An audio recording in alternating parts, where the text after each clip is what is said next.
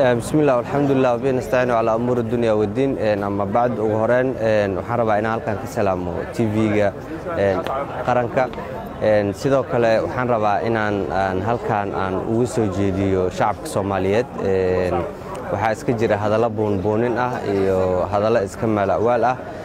shacabka Soomaaliyeed gaar ahaan reer Galmudug waxaan rajaynayaa inay maaragtay ay dhageysan boonbooninta iyo maran habaabinta ay dadka qaar wadaan.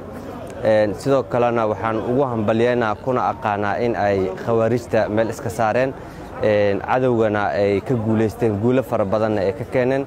waxaan rajaynayaa guulahaas inay hore u sii socdaan haddii Ilaahay raali ka noqdo. sidoo kale ciidamada macuusleyda oo ayaguna aan ku ammaanayo oo shaqooyin adag soo qabtayna waxaan rajaynayaa insha Allah inay furmaha ku laabtaan. khawaarijtuna insha Allah in laga guuleysto bilsoonan ku jirna. waxaan rajaynayaa insha Allah jabkoodu inuu soo degdego haddii Ilaahay raali ka noqdo.